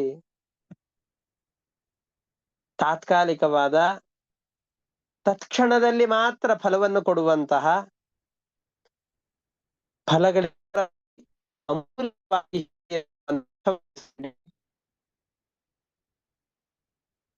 ಡ್ರಗ್ಸ್ ಗಳನ್ನ ಸ್ವೀಕಾರ ಮಾಡ್ತಾರೆ. ಎಷ್ಟೆಷ್ಟೋ ಮಾದಕ ದ್ರವ್ಯಗಳನ್ನ, ಹೆಂಡವನ್ನ ಕುಡಿತಾರೆ, ಧೂಮಪಾನವನ್ನು ಮಾಡ್ತಾರೆ. ಅದರಿಂದ ತಾತ್ಕಾಲಿಕವಾದ ಸುಖ ಸಿಗತ್ತೆ. ನಾವೆಲ್ಲರೂ ಅವರಿಗೆ ಏನು ಅಂತ ಹೇಳಿ ಬುದ್ಧಿವಾದವನ್ನು ಹೇಳ್ತೇವೆ? ಶರೀರದ ಆರೋಗ್ಯದ ದೃಷ್ಟಿಯಿಂದ ಬಹಳವಾದ ಇದರ ಸೇವನೆ, ಇದಕ್ಕೆ ದಾಸನಾಗೋದು, ಮಾದಕ ದ್ರವ್ಯಗಳಿಗೆ ದಾಸನಾಗೋದು ಬಹಳ ಅನರ್ಥ, ಅವುಗಳಿಗೆ ಒಳಗಾಗಬೇಡ ಅಂತ ಅವನಿಗೆ ತಿಳಿ ಹೇಳುತ್ತೇವೆ. ನಮ್ಮ ಹತ್ರ ಯಾರು ಬಂದ್ರು ಕೂಡ ಅದೇ ರೀತಿಯಾಗಿ ತಿಳಿ ಹೇಳ್ತೇವೆ. ನಾವು ಅದನ್ನ ಮಾಡ್ಲಿಲ್ಲ ಅಂತ ಆದ್ರೆ, ನಾವು ಆ ಮಾರ್ಗದಲ್ಲಿ, ದುಷ್ಟ ಮಾರ್ಗದಲ್ಲಿ ಇಲ್ಲ ಅಂತಂದ್ವಿ ಅಂದ್ರೆ ಅವನಿಗೆ ಬೈತೇವೆ, ಸರಿಯಾದ ಬುದ್ಧಿಯನ್ನು ಹೇಳ್ತೇವೆ. ಅದರಂತೆ ಋಷಭರೂಪಿಯಾದ ಪರಮಾತ್ಮ ನಮ್ಮೆಲ್ಲರಿಗೂ ಕೂಡ ಬೆಟ್ಟು ಮಾಡಿ ತೋರಿಸ್ತಾ ಇದ್ದಾನೆ. ಈ ಐಹಿಕವಾದ ವಿಷಯ ಪದಾರ್ಥಗಳ ಭೋಗದ ಕಡೆಗೆ ಬಹಳವಾದ ಗಮನವನ್ನು ಕೊಡಬೇಡಿ. ಈ ದೇಹದ ಪೋಷಣೆಯಿಂದ ದೇಹಕ್ಕೆ ಆಗುವ ಸುಖದ ಲಾಭ ಏನಿದೆಯೋ ಇದೆಲ್ಲವೂ ಕೂಡ ತಾತ್ಕಾಲಿಕವಾದದ್ದು, ತುಚ್ಛವಾದದ್ದು. ಕರ್ಮಗಳನ್ನ ಮಾಡಬೇಡಿ ಅಂತ ಪರಮಾತ್ಮ ಹೇಳ್ತಾ ಇಲ್ಲ, ಎಲ್ಲ ಕರ್ಮಗಳನ್ನ ಮಾಡಿ. ಆ ಕರ್ಮಗಳ ಉದ್ದೇಶ ಭಗವಂತನ ತೃಪ್ತಿಯಾಗಿರಬೇಕೇ ಹೊರತಾಗಿ ದೇಹದ ಸುಖವಾಗಿರಬಾರದು. ಹಾಗಾಗಿ ಕಾಯ ಕ್ಲೇಶ ಭಗವಂತನ ಲೋಕಕ್ಕೆ ಮಾರ್ಗವಾಗುವಂತಹ, ಮತ್ತೊಮ್ಮೆ ಈ ದುಃಖದ ಸಂಸಾರದಲ್ಲಿ ಬಂದು ಬೀಳಲಿಕ್ಕೆ ಅವಕಾಶ ಮಾಡಿ ಕೊಡದೇ ಇರುವಂತಹ ಕಾಯಕ್ಲೇಶವನ್ನು ಮಾಡಿ, ಅದಕ್ಕೋಸ್ಕರ ಈ ದೇಹವನ್ನು ದಂಡನೆ ಮಾಡಿ. ಶಾಸ್ತ್ರಾಭ್ಯಾಸ ರೂಪವಾದಂತಹ ತಪಸ್ಸನ್ನು ನಿರಂತರವಾಗಿ ಮಾಡಿ. ತಪೋ ದಿವ್ಯಂ ಹ್ಯರ್ಹತ ಏನ ಸತ್ವಂ ಶುದ್ಧೇತ್. ದಿವ್ಯಂ ತಪಃ ಅರ್ಹತ. ದಿವ್ಯವಾದ ತಪಸ್ಸನ್ನ, ಕಾಯಕ್ಲೇಶ ರೂಪವಾದ ತಪಸ್ಸಿರಬಹುದು, ಉಪವಾಸಗಳಿರಬಹುದು, ಚಾತುರ್ಮಾಸ್ಯಾದಿ ವ್ರತಗಳಿರಬಹುದು, ಇವುಗಳನ್ನ ಮಾಡಿ ಈ ಕಾಯಕ್ಲೇಶವಾದಾಗ ಅಂತಃಕರಣ ಶುದ್ಧಿ ಆಗತ್ತೆ. ಶಾಸ್ತ್ರಾಭ್ಯಾಸವನ್ನು ನಿರಂತರವಾಗಿ ಮಾಡಿ. ದಿವ್ಯಂ ತಪಃ, ಶಾಸ್ತ್ರಾಭ್ಯಾಸ ರೂಪವಾದ ತಪಸ್ಸನ್ನು ನಿರಂತರವಾಗಿ ಮಾಡ್ತಾ ಇರಿ. ಅದರಿಂದ ಏನಾಗತ್ತೆ? ಏನ ಸತ್ವಂ ಶುದ್ಧೇತ್. ಇವುಗಳ ನಿರಂತರವಾದಂತಹ ಅನುಸ್ಯೂತತೆಯಿಂದಾಗಿ ನಮ್ಮ ಅಂತಃಕರಣ ಪರಿಶುದ್ಧವಾಗತ್ತೆ, ಆತ್ಮ ನಿರ್ಮಲವಾಗತ್ತೆ. ಶುದ್ಧವಾದಂತಹ ಆತ್ಮದಿಂದಾಗಿ ಆ ಪರಮಾತ್ಮನನ್ನು ತಿಳಿದು ಆ ಪರಮಾತ್ಮನನ್ನು ಹೊಂದಬಹುದು. ಅಂತಹ ಕರ್ಮಗಳನ್ನ ಮಾಡಿ. ಇದು ಋಷಭರೂಪಿಯಾದ ಪರಮಾತ್ಮ ಮೊದಲಿಗೆ ಕೊಟ್ಟ ಉಪದೇಶ. ಇದಾದ್ಮೇಲೆ ಅದ್ಭುತವಾದ ಒಂದು ಉಪದೇಶ ಸ್ತೋತ್ರ, ಬಹಳ ಪ್ರಸಿದ್ಧವಾದಂತಹ ಸ್ತೋತ್ರ ಇದು. ಹೌದು, ನೀವು ಹೇಳಿದ ಹಾಗೆ ವಿಷಯ ಪದಾರ್ಥಗಳಲ್ಲಿ ಆಸಕ್ತಿಯನ್ನು ಬಿಡಬೇಕು. ಶಾಸ್ತ್ರಾಭ್ಯಾಸದಲ್ಲಿ ನಿರಂತರವಾದ ಆಸಕ್ತಿಯನ್ನು ಮೂಡಿಸಿಕೊಳ್ಬೇಕು. ಸರಿ, ಈ ಆಸಕ್ತಿ ಬರಬೇಕು, ವಿಷಯ ಪದಾರ್ಥಗಳಲ್ಲಿ ಅನಾಸಕ್ತಿ ಬರಬೇಕು, ಹೇಗೆ ಸಾಧ್ಯ? ನಾವು ಸಂತೆಯಲ್ಲಿ ನಿಂತು ಧ್ಯಾನಕ್ಕೆ ಅಂತ ಕುಳಿತುಕೊಂಡರೆ ಧ್ಯಾನ ಬರ್ಲಿಕ್ಕೆ ಹೇಗೆ ಸಾಧ್ಯ? ಅದಕ್ಕೆ ಋಷಭರೂಪಿಯಾದಂತಹ ಪರಮಾತ್ಮ ಉಪಾಯವನ್ನು ಹೇಳ್ತಾ ಇದ್ದಾನೆ. ಮಹತ್ ಸೇವಾಂ ದ್ವಾರ ಮಾಹುರ್ ವಿಮುಕ್ತೇ ತಮೋದ್ವಾರಂ ಯೋಷಿತಾಂ ಸಂಗಿ ಸಂಗಂ ಮಹಾಂತಸ್ತೆ ಸಮಚಿತ್ತಾ ಪ್ರಶಾಂತಾ ವಿಮನ್ಯವಃ ಸುಹೃದಃ ಸಾಧವೋ ಯೇ. ವಿಷಯ ಪದಾರ್ಥಗಳಲ್ಲಿ ಆಸಕ್ತಿಯನ್ನ ಕಡಿಮೆ ಮಾಡಿಕೊಂಡು ತಪಸ್ಸಿನಲ್ಲಿ ಆಸಕ್ತಿ ಬರಬೇಕು ಅಂದ್ರೆ ಏನ್ ಮಾಡ್ಬೇಕು ಅಂದ್ರೆ ಮಹಾತ್ಮರ ಸೇವೆಯನ್ನು ಮಾಡಬೇಕು, ನಿರಂತರವಾಗಿ ಮಹಾತ್ಮರ ಸಂಪರ್ಕದಲ್ಲಿ ಇರಬೇಕು. ನಾವು ಕೇಳಿದ್ದೇವೆ, ಒಂದು ಕೊಳೆತ ಹಣ್ಣಿನ ಜೊತೆಯಲ್ಲಿ ಕೊಳೆಯದೇ ಇರುವ 100 ಹಣ್ಣನ್ನು ಇಟ್ವಿ ಅಂತಾದ್ರೆ 100 ಹಣ್ಣು ಕೊಳೆತು ಹೋಗ್ಬಿಡತ್ತೆ. ಯಾಕೆ ಅಂತಂದ್ರೆ ಸಂಪರ್ಕದ ಮಹಿಮೆ ಇದು. ನಾವು ಕಟುಕನ ಪಕ್ಷಿಯ ಬಗ್ಗೆ, ಅದೇ ರೀತಿಯಾಗಿ ಸಾಧುಗಳ ಬಳಿಯಲ್ಲಿ ಬೆಳೆದಂತಹ ಪಕ್ಷಿಯ ಬಗ್ಗೆ ಕಥೆಯನ್ನು ನಾವು ಹಿಂದೆ ಕೇಳಿರ್ತೇವೆ. ಕಟುಕನ ಬೆಳೆಯಲ್ಲಿ ಬೆಳೆದಂತಹ ಪಕ್ಷಿ ಇವನನ್ನು ಹೊಡಿರಿ ಕೊಲ್ರಿ ಅಂತ ಹೇಳಿತು. ಸಾಧುಗಳ ಬಳಿಯಲ್ಲಿ ಬೆಳೆದಂತಹ ಪಕ್ಷಿ ನಿಮಗೆ ನೀರು ಬೇಕಾ, ಬಹಳ ವಿಶ್ರಾಂತಿ ಆಗಿರತ್ತೆ, ಕುಳಿತುಕೊಳ್ಳಿ ಅಂತ ಹೇಳಿತು. ಹಾಗಾದರೆ ಈ ರೀತಿಯಾದ ಅವುಗಳ ಪ್ರಕ್ರಿಯೆಯಲ್ಲಿ ಆ ಪಕ್ಷಿಗಳ ಪ್ರತಿಕ್ರಿಯೆಯಲ್ಲಿ ವ್ಯತ್ಯಾಸ ಯಾಕೆ ಬಂತು? ಅವುಗಳು ಯಾವ ಬಳಿಯಲ್ಲಿ, ಯಾರ ಬಳಿಯಲ್ಲಿ ಬೆಳೆದಿವೆ ಅನ್ನುವಂಥದ್ದು ಇದಕ್ಕೆಲ್ಲದಕ್ಕೂ ಕೂಡ ಕಾರಣವಾಯಿತು. ಅದರಂತೆಯೇ ನಮಗೂ ಕೂಡ ಯಾರ ಬಳಿಯಲ್ಲಿ ಬೆಳೀತೇವೆ, ಯಾರ ಜೊತೆಯಲ್ಲಿ ನಮ್ಮ ಕಾಲವನ್ನ ವ್ಯಯ ಮಾಡ್ತೇವೆ, ಎಂತಹ ವ್ಯಕ್ತಿಗಳ ಜೊತೆಯಲ್ಲಿ ನಮ್ಮ ಸಂಪರ್ಕ ಇರುತ್ತೆ, ಇದು ನಮ್ಮ ಮನಸ್ಸಿನ ಮೇಲೆ, ನಮ್ಮ ಆಲೋಚನೆಗಳ ಮೇಲೆ ಬಹಳ ಪ್ರಭಾವ ಬೀರುತ್ತೆ. ಹಾಗಾಗಿ ಹೇಳೋದು ಮಹತ್ ಸೇವಾಂ ದ್ವಾರ ಮಾಹುರ್ ವಿಮುಕ್ತೇ. ಮಹಾತ್ಮರ ಸಂಪರ್ಕವನ್ನು ಎಂದೆಂದಿಗೂ ಬಿಡಕೂಡದು. ಅದೇನೆ ನಮ್ಮ ಮುಕ್ತಿಗೆ ದೊಡ್ಡ ಮೆಟ್ಟಲು. ಆ ಮಹಾತ್ಮರ ಸಂಪರ್ಕ ಸಿಕ್ಕಿದೆ ಅಂತಾದ್ರೆ ನಮ್ಮ ಅರ್ಧದಷ್ಟು ದಾರಿಯನ್ನ ಜಯಿಸಿದಂತೆಯೇ. ತಮೋದ್ವಾರಂ ಯೋಷಿತಾಂ ಸಂಗಿ ಸಂಗಂ. ಮೇಲ್ನೋಟಕ್ಕೆ ಈ ಶ್ಲೋಕದ ಅರ್ಥವನ್ನು ನೋಡಿದ್ರೆ ಸ್ತ್ರೀಯರ ಸಂಪರ್ಕ ನಮ್ಮ ನರಕಕ್ಕೆ ಅಂಧಂತಮಸ್ಸಿಗೆ ಕಾರಣ, ಮೇಲ್ನೋಟದ ಅರ್ಥ.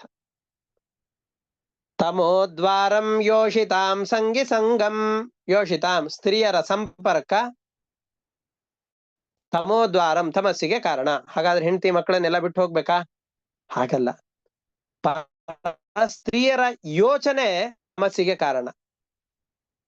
ಯೋಷಿತ್ ಅಂತಂದು ಹೇಳಿದರೆ ಸ್ತ್ರೀಯರು ಅಂತ ಅರ್ಥ, ಪರಸ್ತ್ರೀಯರು ಅಂತ ಅರ್ಥ. ಅಷ್ಟೇ ಅಲ್ಲದೇನೆ ಪರ ವಿಷಯ ಪದಾರ್ಥಗಳು ಅಂತ ಅರ್ಥ.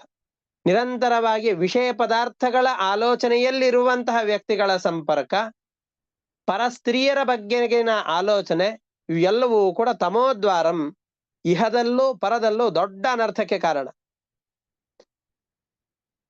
ರಾವಣನ ಕಥೆಯನ್ನ ಕೇಳಿದ್ದೇವೆ, ದುರ್ಯೋಧನ ದುಶಾಸನರಿಗೆ ಆದ ಗತಿಯನ್ನ ಕೇಳಿ ತಿಳಿದಿದ್ದೇವೆ. ಪರಸ್ತ್ರೀಯರಿಗೆ ಅಪಮಾನವನ್ನು ಮಾಡಿದರೆ, ಪರಸ್ತ್ರೀಯರನ್ನ ಹಂಗಿಸಿದರೆ, ಅವರಿಗೆ ಅವಮಾನವನ್ನು ಮಾಡಿದರೆ ಅದು ತಮಸ್ಸಿಗೆ ಕಾರಣವಾಗತ್ತೆ. ಅದರ ಶಿಕ್ಷೆಯನ್ನು ಅನುಭವಿಸಲೇಬೇಕಾಗತ್ತೆ. ಅಷ್ಟೇ ಅಲ್ಲ, ವಿಷಯ ಪದಾರ್ಥಗಳ ಅತಿಯಾದ ಬಯಕೆ ಜೀವನ ಅನರ್ಥಕ್ಕೆ ಕಾರಣವಾಗತ್ತೆ. ಅದಕ್ಕೆ ಮುಂದೆ ಭರತ ಚಕ್ರವರ್ತಿಯ ಕಥೆಯನ್ನೇ ನಾವು ದೃಷ್ಟಾಂತವಾಗಿ ಕೊಡಬಹುದು, ಅಲ್ಲೇ ನೋಡೋಣ.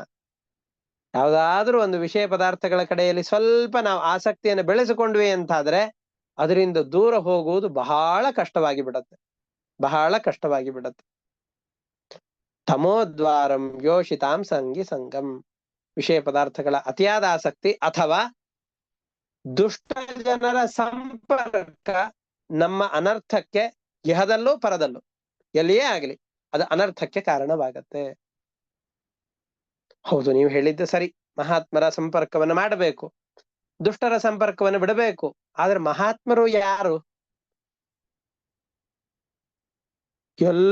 ನಾವೆಲ್ಲರೂ ನಮ್ಮನ್ನ ಜಗತ್ತಿಗೆ ತೋರಿಸಿಕೊಳ್ಳೋರು ನಾನು ಮಹಾತ್ಮ. ನನ್ನಷ್ಟು ಧರ್ಮಾಚರಣೆಯನ್ನು ಮಾಡುವಂತ ವ್ಯಕ್ತಿ ಮತ್ತೊಬ್ಬನಿಲ್ಲ ಅಂತಾನೆ ನಾವೆಲ್ಲರೂ ನಮ್ಮನ್ನ ತೋರಿಸಿಕೊಳ್ಳೋದಲ್ವಾ. ನಾವ್ ಯಾರೇ ಆಗಿರ್ಲಿ, ನಾವು ಸಾಧುಗಳು, ನಮ್ಮಷ್ಟು ಪರಿಶುದ್ಧರಾದಂತಹ ವ್ಯಕ್ತಿಗಳು ಯಾರೂ ಇಲ್ಲ ಅನ್ನುವ ಭಾವನೆಯೇ ನಮ್ಮೆಲ್ಲರಿಗೂ ಇರುತ್ತೆ. ಹಾಗಾದ್ರೆ ಮಹಾತ್ಮರು ಅಂತ ನಾವು ತೀರ್ಮಾನ ಮಾಡೋದು ಹೇಗೆ? ಇವರು ಮಹಾತ್ಮರು ಅಂತ ತಿಳಿದುಕೊಳ್ಳೋದು ಹೇಗೆ? ಅದಕ್ಕೆ ಋಷಭರೂಪಿಯಾದ ಪರಮಾತ್ಮನೇ ಮಹಾತ್ಮರ ಲಕ್ಷಣವನ್ನೇ ಹೇಳ್ತಾ ಇದ್ದಾನೆ. ಮಹಾಂತಸ್ತೆ ಸಮಚಿತ್ತ ಪ್ರಶಾಂತಾ ವಿಮನ್ಯವಃ ಸುಹೃದಃ ಸಾಧವೋ ಯೇ.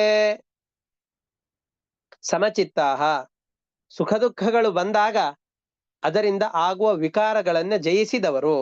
ಸುಖ ಬಂದಾಗಲೂ ದುಃಖ ಬಂದಾಗಲೂ ಒಂದೇ ರೀತಿಯಾಗಿ ಅವುಗಳನ್ನ ಸ್ವೀಕಾರ ಮಾಡುವ ಸ್ವಭಾವವನ್ನ, ಮನಸ್ಸಿನ ಸ್ಥಿರತೆಯನ್ನ ಗಳಿಸಿಕೊಂಡಂತಹ ವ್ಯಕ್ತಿಗಳು ಯಾರಿದ್ದಾರಲ್ಲ ಅವರು ನಿಜವಾಗಿ ಮಹಾತ್ಮರು.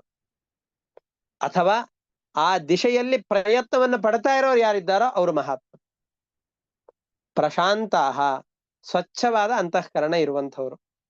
ಮನಸ್ಸಿನ ಒಳಗೊಂದು ಯೋಚನೆ, ಮತ್ತೊಬ್ಬರ ಬಗ್ಗೆ ಕೆಡಕನ್ನ ಮನಸ್ಸಿನಲ್ಲಿ ಯೋಚನೆ ಮಾಡಿ ಹೂವಿನಂತಹ ಮಾತುಗಳನ್ನಾಡುವವರನ್ನ ಮಹಾತ್ಮರು ಅಂತ ಕರೆಯೋದಿಲ್ಲ. ಪ್ರಶಾಂತಾಹ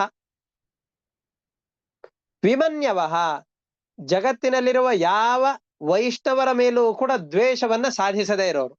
ಭಗವಂತನ ಯಾವುದೇ ಭಕ್ತರಲ್ಲೂ ಕೂಡ ದ್ವೇಷವನ್ನ ಮಾಡದೇ ಇರೋರು ಯಾರಿದ್ದಾರೋ ಅವರು ಮಹಾತ್ಮರು. ವಿಮನ್ಯವಃ ಸುಹೃದಃ, ಎಲ್ಲ ಪದಾರ್ಥಗಳಲ್ಲೂ ಎಲ್ಲ ಜೀವ ಜಾತಗಳಲ್ಲೂ ಕೂಡ ಇವರು ನನ್ನ ಸ್ನೇಹಿತರು, ಸ್ನೇಹ ಭಾವದಿಂದ ವರ್ತನೆ ಮಾಡೋರು ಯಾರಿದ್ದಾರೋ, ಪ್ರಾಣಿಗಳೇ ಆಗಿರಬಹುದು, ಪಕ್ಷಿಗಳೇ ಆಗಿರಬಹುದು, ನಮಗಿಂತ ದೀನರೇ ಆಗಿರಬಹುದು, ನಮ್ಮ ಸಮಾನರಾಗಿರಬಹುದು, ನಮಗಿಂತ ಉತ್ತಮರಾಗಿರಬಹುದು, ಎಲ್ಲರಲ್ಲೂ ಸ್ನೇಹ ಭಾವವನ್ನು ಹೊಂದಿದವರು ಯಾರಿದ್ದಾರೋ ಭಗವಂತನ ಭಕ್ತರಲ್ಲಿ ಅವರು ಮಹಾತ್ಮರು. ಸಾಧವೋಯೇ. ಅಷ್ಟೇ ಅಲ್ಲ, ಇಷ್ಟೆಲ್ಲ ಮಾಡಿಕೊಂಡು ಒಳ್ಳೆ ಚಾರಿತ್ರ್ಯ ಇಲ್ಲ ಅಂತ ಆದ್ರೆ ಮಹಾತ್ಮರು ಅಂತ ಆಗೋದಿಲ್ಲ. ಸಾಧವೋಯೇ, ಸಾಧು ಗುಣಗಳನ್ನ ಧರಿಸಿಕೊಂಡು ಸನ್ಮಾರ್ಗದಲ್ಲಿ ಇರುವಂತಹ ವ್ಯಕ್ತಿಗಳು ಅಂತ ಯಾರಿರ್ತಾರೋ, ಎಲ್ಲವನ್ನ ಭಗವಂತನ ಭಾರಕ್ಕೆ ಅಂತ ಹಾಕಿ ಭಗವಂತನಿಗೋಸ್ಕರ ಅಂತ ಬದುಕುವವರು ಯಾರಿದ್ದಾರಲ್ಲ ಅವರು ನಿಜವಾಗಿ ಮಹಾತ್ಮರು. ಮಹಾಂತಸ್ತೆ ಸಮಚಿತ್ತಾಹ, ಯಾವುದೇ ದ್ವಂದ್ವಗಳಲ್ಲೂ ಕೂಡ ಮನಸ್ಸಿನ ವಿಕಾರಕ್ಕೊಳಗಾಗಿ ತಪ್ಪು ನಿರ್ಧಾರಗಳನ್ನ ಕೈಗೊಳ್ಳದೇ ಇರುವಂತಹವರು. ಪ್ರಶಾಂತಾಹ, ಸ್ವಚ್ಛವಾದ ಮನಸ್ಸುಳ್ಳವರು. ವಿಮನ್ಯವಃ, ಅನವಶ್ಯಕವಾಗಿ ಇನ್ನೊಬ್ಬರ ಮೇಲೆ ಕೋಪಕ್ಕೊಳಗಾಗದೇ ಇರುವಂಥವರು. ಸುಹೃದಃ, ಸರ್ವಭೂತಗಳಲ್ಲೂ ಕೂಡ ಸರ್ವ ಪ್ರಾಣಿಗಳಲ್ಲೂ ಕೂಡ ಸ್ನೇಹ ಭಾವವನ್ನು ತೋರಿಸುವಂತಹವರು. ಸಾಧವೋಯೇ, ಸಾಧುವಾದಂತಹ ಲೋಕದಲ್ಲಿ ಸಜ್ಜನರು ಬದುಕುವಂತಹ ರೀತಿ ಅಂತ ಯಾವ್ದಿದೆಯೋ ಆ ರೀತಿಯಲ್ಲಿ ತಮ್ಮ ಬದುಕನ್ನು ರೂಪಿಸಿಕೊಂಡವರು ಅಂತ ಯಾರಿದ್ದಾರೋ ಅವರು ಮಹಾತ್ಮರು ಅಂತ ಕರೆಸಿಕೊಳ್ತಾರೆ. ಅಂತಹ ಮಹಾತ್ಮರ ಸಂಘದಲ್ಲಿ ಇದ್ದೆವು ಅಂತಾದರೆ ಆ ಮಹಾತ್ಮರ ಸಂಘದಿಂದಾಗಿ ನಮಗೆ ಮುಕ್ತಿಯ ದ್ವಾರ, ವಿಷಯ ಪದಾರ್ಥಗಳ ದೂರೀಕರಣ ಇವೆಲ್ಲವೂ ಕೂಡ ಆಗತ್ತೆ. ಹಾಗಾಗಿ ಈ ಮಹಾತ್ಮರ ಸಂಪರ್ಕವನ್ನು ಮಾಡಬೇಕು ಅಂತ ಋಷಭರೂಪಿಯಾದ ಪರಮಾತ್ಮ ಇಲ್ಲಿ ಉಪದೇಶ ಕೊಡುತ್ತಾ ಇದ್ದಾನೆ. ಇದೇ ಉಪದೇಶಗಳು ಮುಂದುವರಿಯತ್ತೆ. ಅದೇನು ಅಂತ ಮತ್ತೆ ಮುಂದಿನ ಪಾಠದಲ್ಲಿ ನೋಡೋಣ ಅಂತ ಹೇಳ್ತಾ ಇವತ್ತಿನ ಪಾಠವನ್ನ ಮುಕ್ತಾಯ ಮಾಡ್ತಾ ಇದ್ದೇನೆ. ಹರಯೇ ನಮಃ. ಶ್ರೀ ಕೃಷ್ಣಾರ್ಪಣಮಸ್ತು. ಅನೇನ ಭಾವಿ ಯತ್ ಪುಣ್ಯಂ ತೇನ ಪ್ರೀಣಾತು ಕೇಶವಃ. ಹರಯೇ ನಮಃ. ಶ್ರೀ ಕೃಷ್ಣಾರ್ಪಣಮಸ್ತು. ನಮಸ್ಕಾರ.